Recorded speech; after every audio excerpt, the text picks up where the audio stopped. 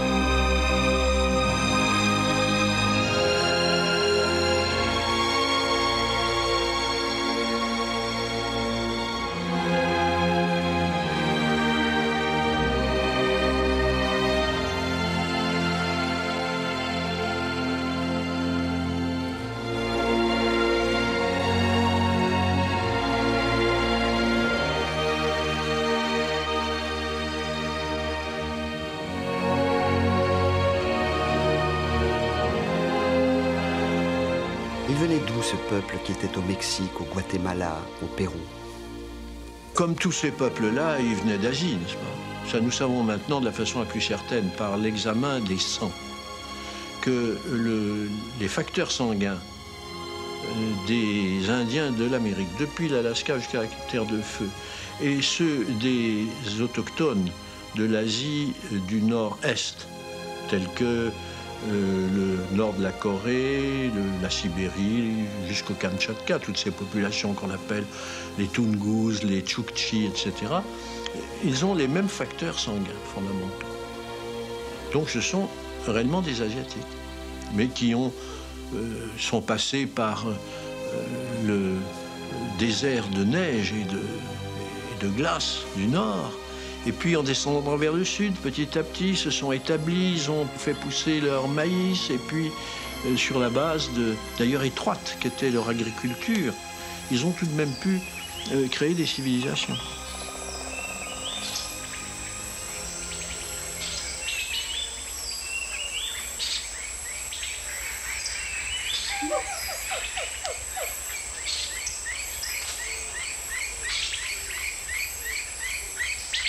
Les traces de leur savoir astronomique, elles sont où? On les trouve où?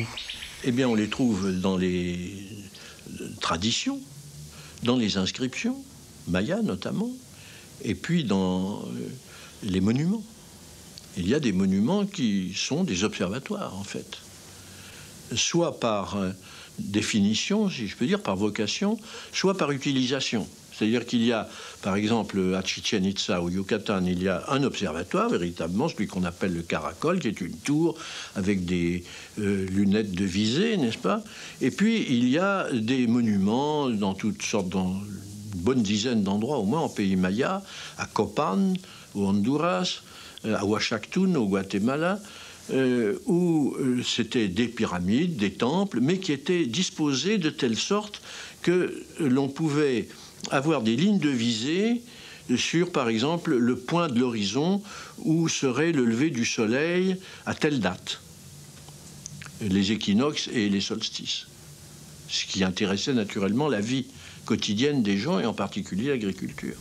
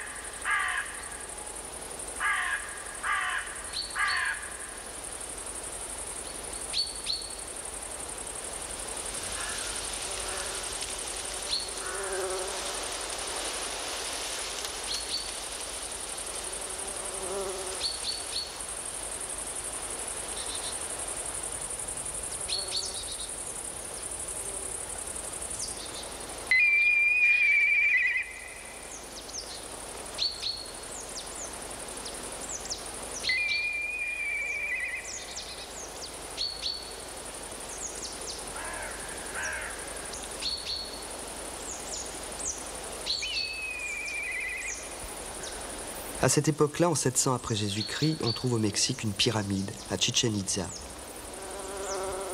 Elle est faite de 9 terrasses qui représentent les 9 ciels mayas. Chaque terrasse est divisée en 2 parties, ce qui donne 18 mois, le nombre de mois dans le calendrier civil. Elle comporte 4 escaliers, de 91 marches chacun, ce qui donne 364 marches, et avec la plateforme 365. L'orientation du bâtiment permettait d'observer le coucher du soleil. On trouve pareil en Corée, une tour de 366 pierres, 28 étages de pierre qui correspondent au mois lunaire, orientée aussi vers le sud pour observer le coucher du soleil. Vous diriez que ces bâtiments étaient des observatoires astronomiques? On a vu déjà que l'observation astronomique, à cette époque, c'est avant tout des alignements, des mesures de temps, des mesures de direction. Et ça va le rester jusqu'à Galilée. Alors, ces mesures, on les fait avec des bâtiments, des pierres dressées. Ce sont ça, les observatoires. Il est tentant de consigner dans le bâtiment lui-même le résultat de l'observation. Et quel meilleur moyen de consigner que l'année à 365 jours que de faire un escalier de 365 marches? La consignation dans le bâtiment est une façon de traduire la fonction du bâtiment. Et il y a des traces même aujourd'hui de cette même démarche. Pourquoi nos observatoires astronomiques, jusqu'aux plus récents, qui rompent justement avec cette longue tradition, sont-ils surmontés d'une coupole, d'un dôme? Est-ce que c'est vraiment fonctionnel d'avoir une coupole? Si la coupole protège bien le télescope que contient l'observatoire des intempéries, il semble aussi qu'elle soit plutôt délétère à la formation, à la qualité des images astronomiques que l'on veut aussi pointues et précises que possible. Mais comment échapper à ce symbolisme formidable que l'astronome, sous sa coupole, a au-dessus de sa tête une voûte céleste en réduction? Là aussi, il inscrit la structure même imaginaire de la voûte du ciel dans son bâtiment. Alors on n'a pas tellement changé de démarche depuis les escaliers aux 365 marches.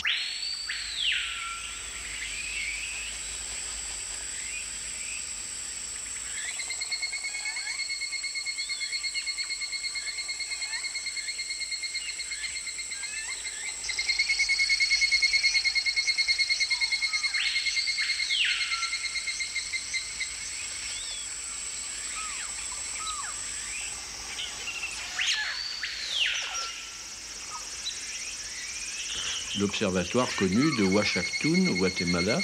Il y a un point d'observation sur une pyramide. Il y a 2 stèles qui marquent la ligne médiane. Il y a 3 temples échelonnés entre l'Est et l'Ouest.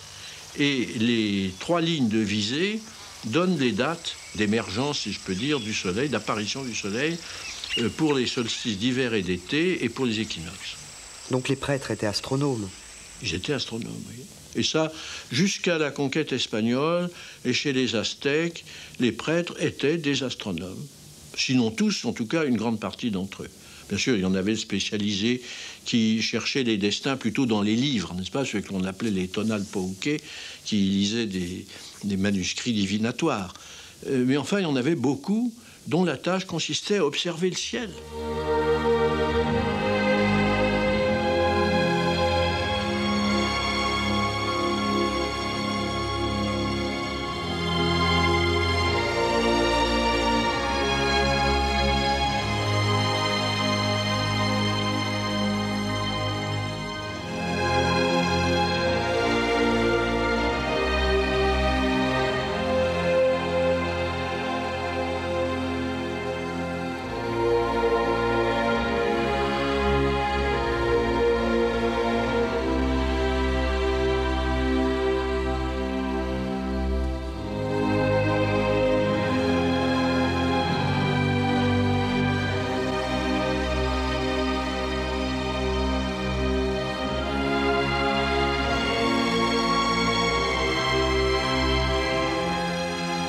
Qu'est-ce que c'est qu'un codex? Eh bien, par tradition, si je peux dire, l'usage veut que l'on appelle codex les manuscrits anciens mexicains ou de l'Amérique moyenne, Guatemala, etc., qui sont rédigés en écriture hiéroglyphique ou pictographique. En anglais, on dit codex, en espagnol, códice.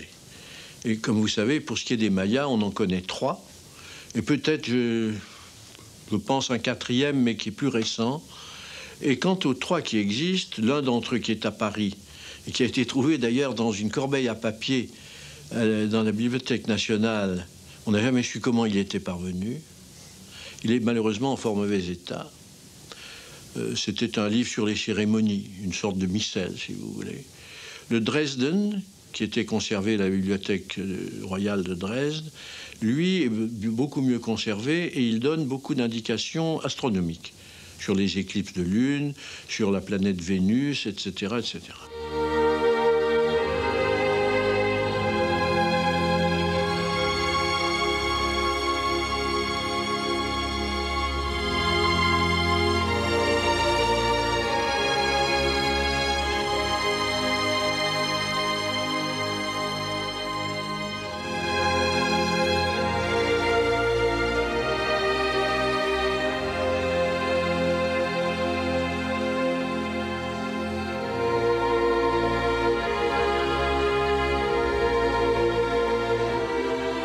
Le Dresden est presque comme un cahier de notes d'un astronome, voyez-vous.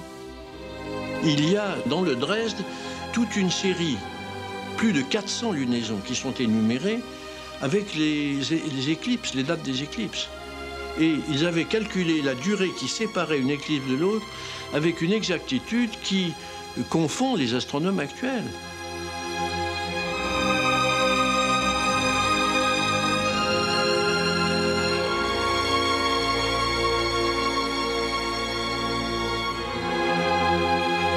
Et puis alors il y a le Trocartesianus, c'est aussi un livre rituel.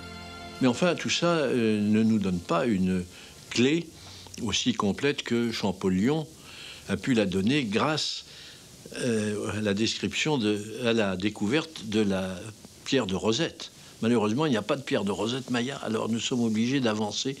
Et depuis des années, on avance, mais enfin notre connaissance n'est pas tout à fait complète. Alors jusqu'à présent, ces codex nous donnent une vision, si vous voulez, un peu squelettique. C'est un peu comme si notre civilisation ayant disparu, les archéologues du futur n'auraient pour savoir ce que nous pensions et ce que nous étions qu'un livre de messe et le calendrier des PTT.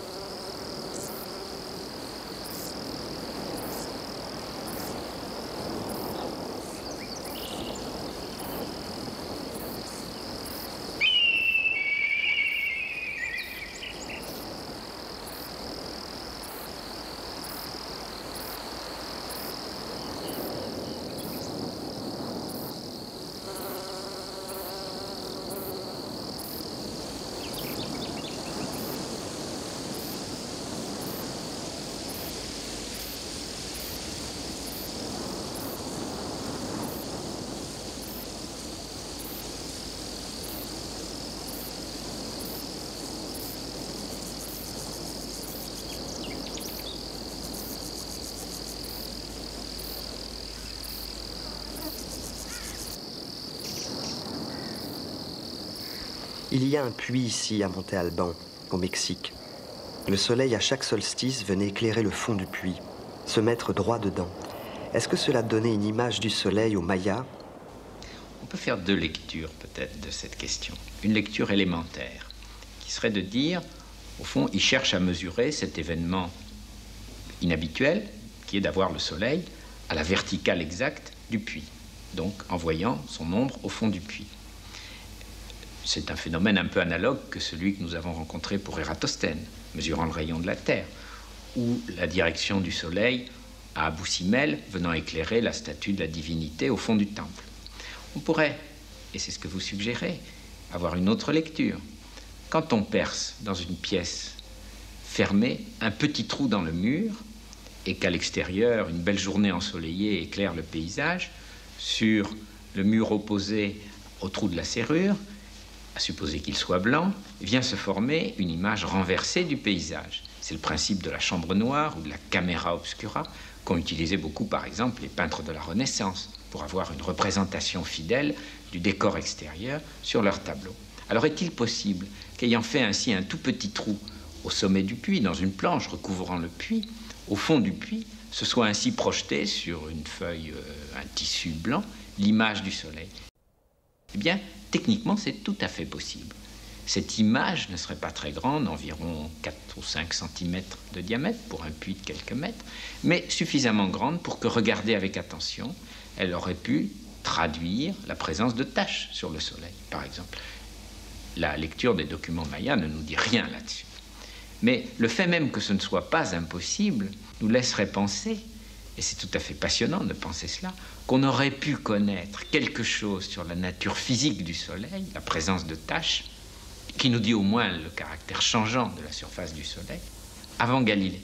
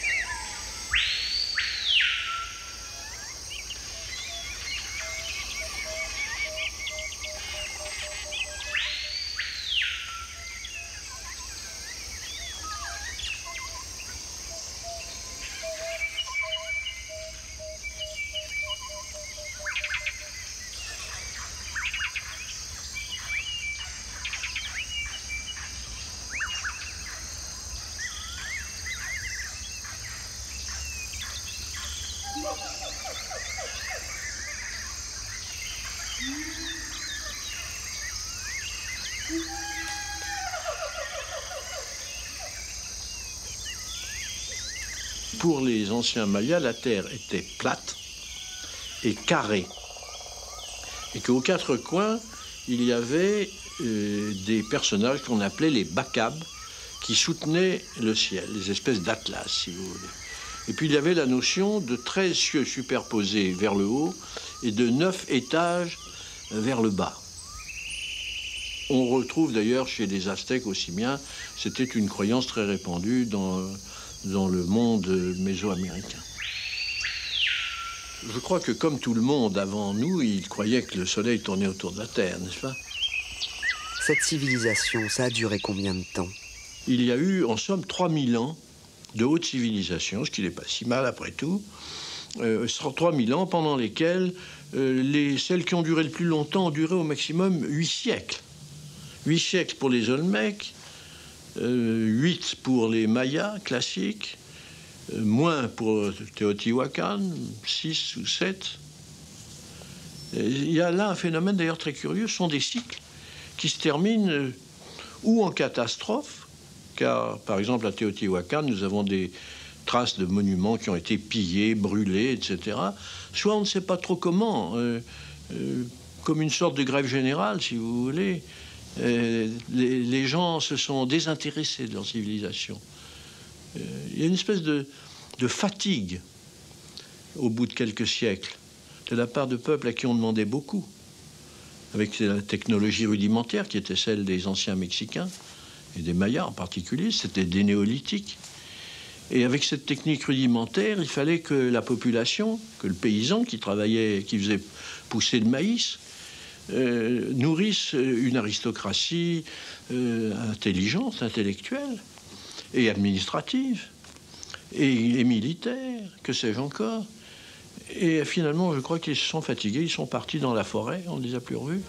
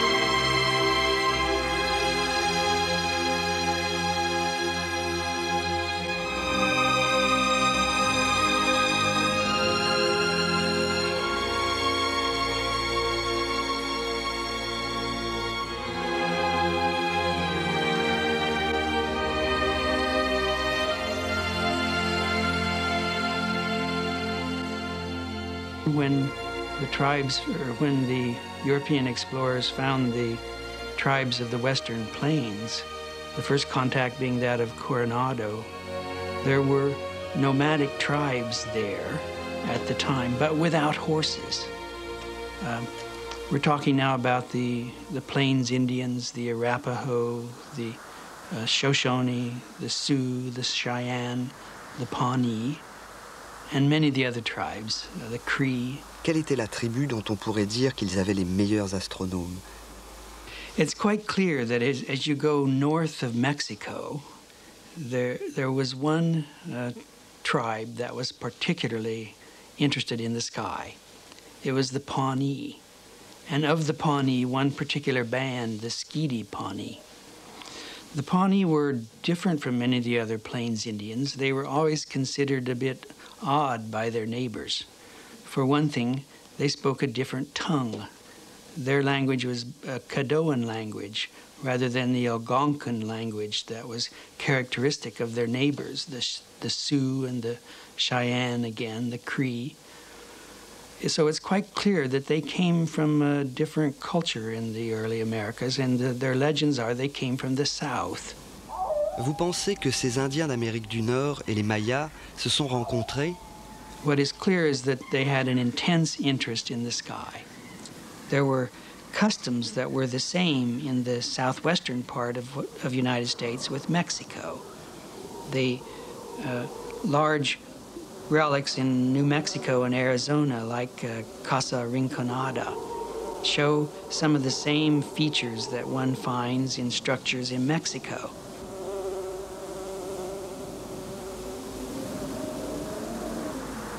The Pawnee occupied what is now Nebraska, North Dakota, South Dakota, the central parts of the United States.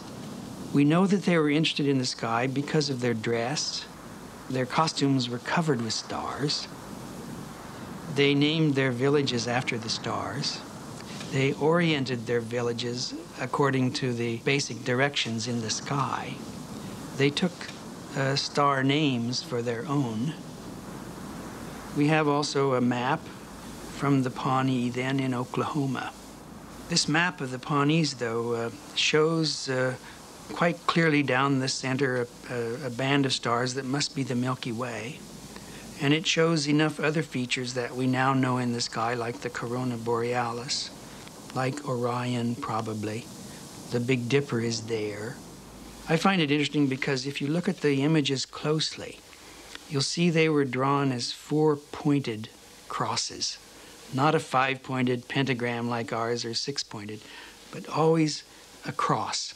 And I think that represented also the Plains Indians' obsession with the four cardinal directions, north, east, south, west, which was a very big part of the lives of the Indians of the Plains. Quand ils fumaient le calumet de la paix, c'était un peu ça, non? Oh yes, right. Well known from movies today, I think, to most of us, is the fact that the Indian passed a peace pipe when you and I were to come to visit them. We would be seated in their teepee and be granted the chance to take a ceremonial puff on this pipe that was passed around, made out of pipestone. The proper way to do that was to take 6 puffs. One was for north, one was for east, one south, one west, one for up, and one for down. It shows that they were very interested in orientation, and that they had a delightfully, what we would call Cartesian coordinate system with nice right angles in there.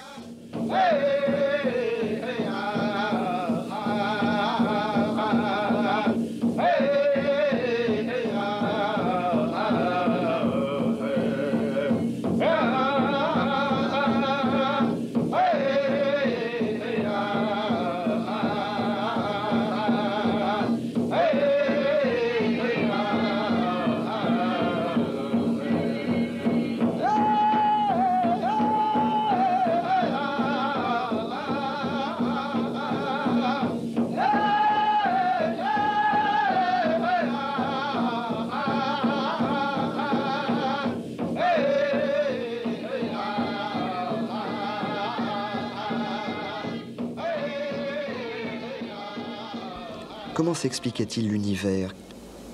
If we ask the question, but did they understand the makeup of the universe? Did they understand, for example, that the star that they watched and timed very closely, Mars and Venus, the moon, they certainly were very interested in the sun. Did they understand that there was a solar system? That perhaps that these were bodies like the Earth rotating about it? They watched the movement of the sky very closely. They knew the stars. It should be no surprise to us for people who lived out of doors and their entire life was guided that way. They saw the sun as a primary object of worship, as the moon. And they saw the sky as one of the parents of people and life on it, the Earth being the other partner. So there was a very strong religious tie there, first of all. They saw the Milky Way, the Indians of the Plains, that is, saw the Milky Way as a path in the sky, a spirit pathway that the dead would walk after they were gone. So when we ask the question about their cosmology, it's not unlike our being asked something about, but what is God? What is your God? What is he made of? How does he work? That's not a question you ask, perhaps, because it was a part of their religion. What we'd like to know, of course, is did they have a picture of the universe? If they saw things like the eruption of the supernova in 1054, as I believe they did, and recorded it in rock, did they appreciate what a supernova was?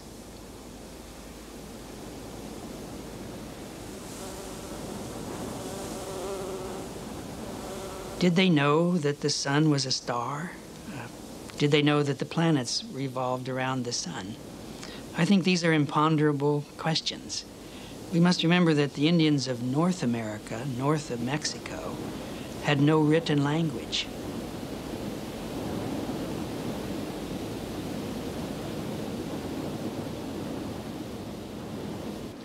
Vous diriez que les Indiens d'Amérique du Nord avaient des observatoires astronomiques? I think it's quite clear that they did.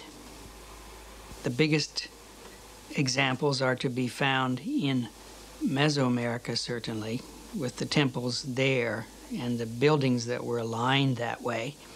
I think we see evidence of it farther north in what are today the Pueblo Indians of the Southwest, where, again, they were orienting their kivas and sacred structures that way, being a kind of observatory.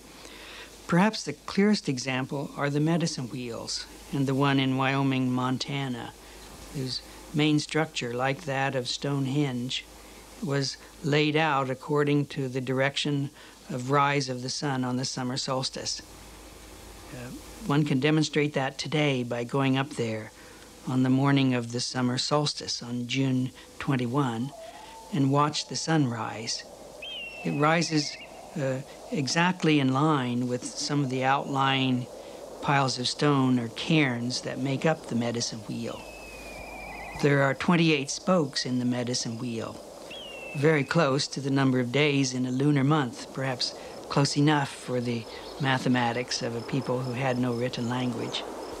It looks like a picture of a sun. It looks like the kind of suns that my children drew when they were little. Qu'est-elle devenue, l'astronomie des Indiens d'Amérique du Nord?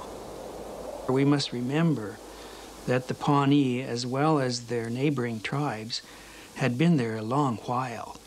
And we must also remember that although most of us think of Indians of the plains as riding horses and fighting John Wayne in battles there, that the horse was to them a very modern thing, like our use of the airplane, perhaps, or the automobile. They didn't have the horse until Coronado brought it from Europe. It didn't reach the Americas until the time of Cortez and Coronado. The Indians liked it so much that it caught on very fast, and it changed their way of life. I rather think it may have had something to do with their forgetting some of their astronomical past, by the way.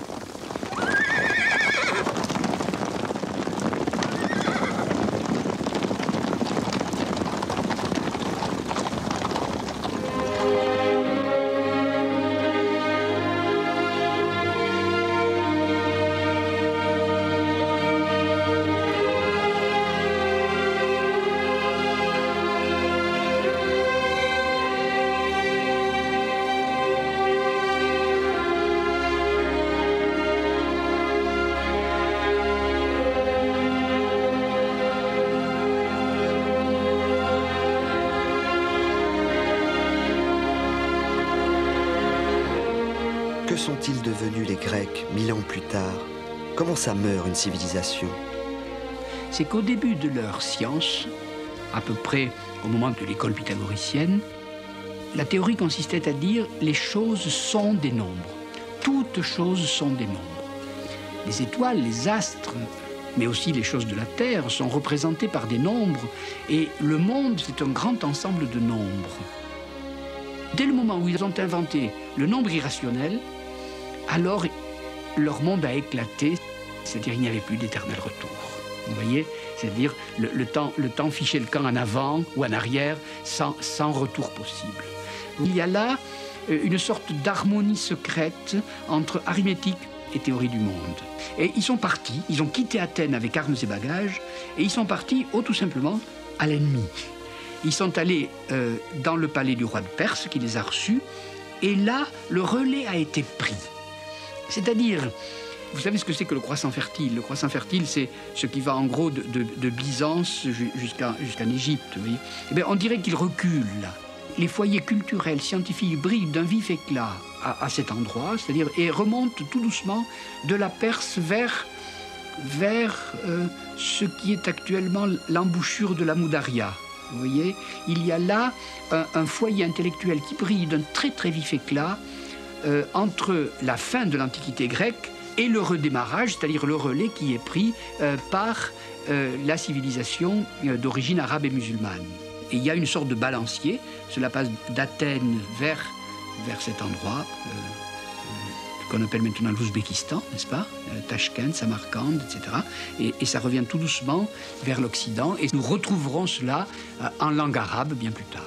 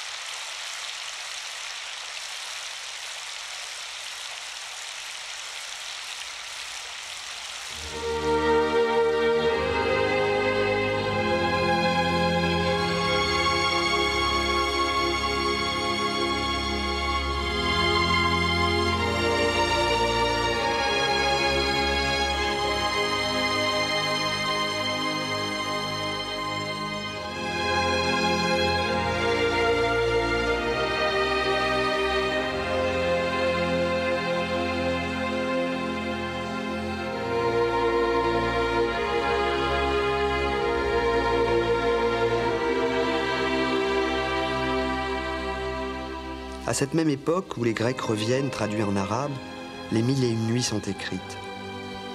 Ça a un rapport avec l'astronomie, les 1001 nuits.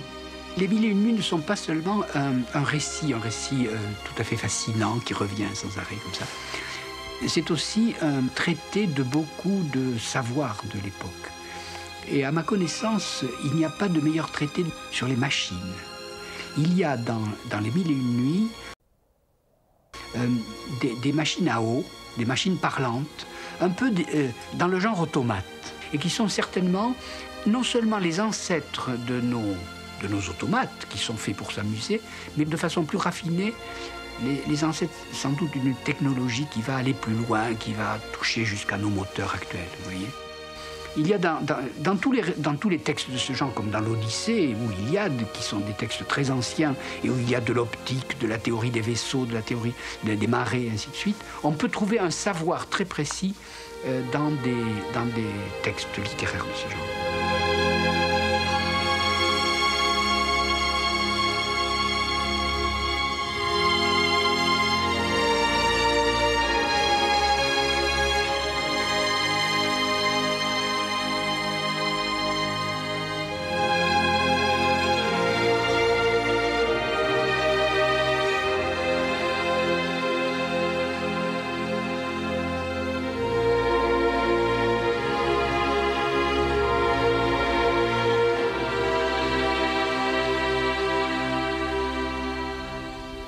On dit souvent que les textes grecs reviennent traduits en arabe. Vous diriez cela, que les Arabes n'ont joué que ce rôle de traducteur, de relais entre les Grecs et nous? Non, c'est très injuste. En effet, on dit toujours intermédiaire arabe. Comme si les Arabes avaient reçu des Grecs la science et nous avaient transmis le contenu de cette science par la suite. C'est vrai, les Arabes ont joué le rôle d'intermédiaire, mais pendant ce temps-là, ils ont ajouté à la science tout autant que, peut-être pas tout autant, mais beaucoup par rapport à ce qu'ils avaient reçu. Exemple, les Grecs sont d'admirables géomètres. Ils ont un modèle du monde parfaitement géométrique, ainsi de suite. Les Grecs ne sont pas de bons arithméticiens. Inversement, les Arabes ne sont pas des géomètres excellents, mais ce sont d'excellents arithméticiens. Et par conséquent, dans toutes les sciences comme l'arithmétique et même la mesure astronomique, ils vont exceller dans des points où les Grecs n'excellaient pas.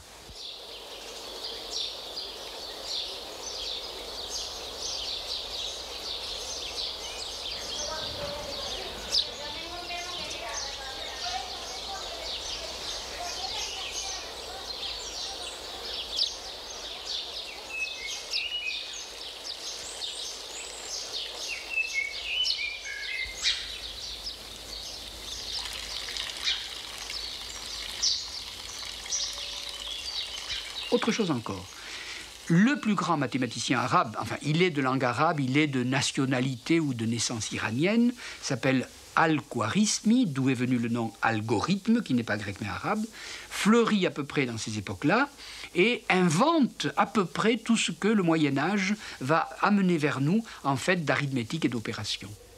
Dès qu'il s'agit de grands nombres, et ceci est très très important, les Grecs sont complètement perdus parce que leur système de numération est très très peu maniable. C'est tout simplement les lettres de l'alphabet.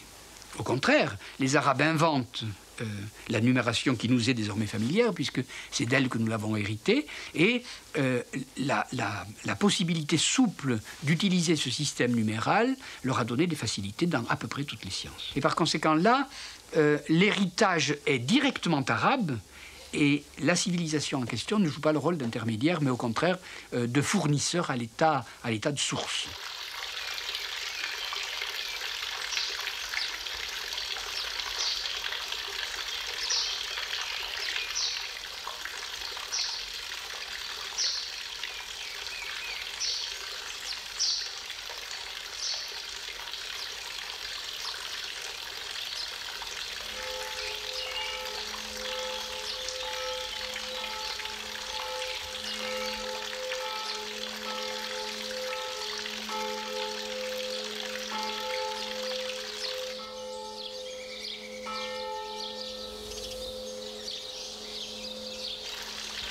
Les Arabes sont allés en Espagne.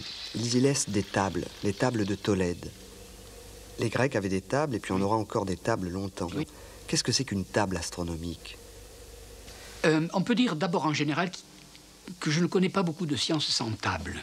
Une table, c'est pour une science le relevé, le conservatoire, le dictionnaire, le lexique, et ainsi de suite. Dès l'époque babylonienne, on a des tables, c'est-à-dire des relevés de tel ou tel... en médecine, il y a des tables complètes pour... si le malade est dans tel et tel cas, s'il fait voir tel et tel symptôme, il a telle et telle maladie, il faut le soigner de telle et telle façon. Ça se présente sous forme de table. De la même façon, il y a, toujours à l'époque babylonienne, des tables de calcul. Vous voyez, dans telle situation algorithmique, si vous posez ça, vous aurez tel résultat. Par conséquent, le régime de la table, la méthode de la table est multimillénaire, très ancienne. Chez les Grecs, il y a de nouveau des tables, et Hipparque invente la trigonométrie à partir de tables qui donnent à gauche l'angle et à droite la longueur du côté correspondant. Vous voyez ? Donc il y a aussi des tables qu'on appelait des tables de cordes. Vous voyez ? Dans l'astronomie, alors dans l'astronomie d'observation, bien entendu, il y a les tables tolédanes, celles de Tolède, qui sont appelées aussi les tables alphonsines, du nom du roi qui régnait à l'époque. Et toutes ces tables-là convergent vers l'invention de Newton. Et dès qu'on a une loi mathématique qui rend compte de la totalité de ces nombres, on n'a plus besoin de table. Voyez. Mais savez-vous qu'actuellement, pour diriger les vaisseaux spatiaux, nous avons de nouveau des tables de nombres qui permettent de le faire. Voyez. Et par conséquent, ces tables qui sont si anciennes, puisqu'on les retrouve dans la tradition babylonienne, elles sont encore là, présentes sous nos yeux, dans les technologies les plus raffinées.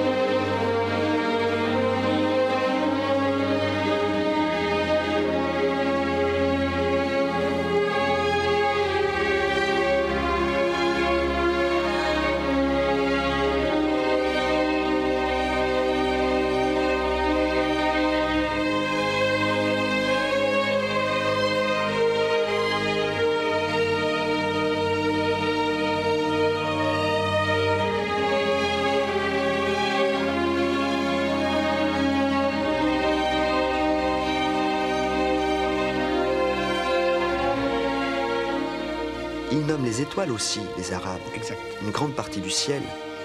Le ciel est un joli dictionnaire qui parle plusieurs langues, puisqu'il y a des étoiles qui ont des noms latins, Sirius, des étoiles qui ont des noms arabes, Aldébaran, et des étoiles qui ont des noms grecs. Arcturus, Arctos, ça veut dire l'ours, la grande ours, la petite ours, et Oura, ça veut dire la queue. Et si vous cherchez dans le ciel d'été Arcturus, vous n'avez qu'à prolonger la queue de la grande ours et vous tombez sur Arcturus. Et son nom vous dit sa position. Oui. Donc, il y a des noms arabes, des noms grecs, des noms latins. Et quand vous levez la tête vers le ciel étoilé, vous n'avez qu'à y lire l'Antiquité.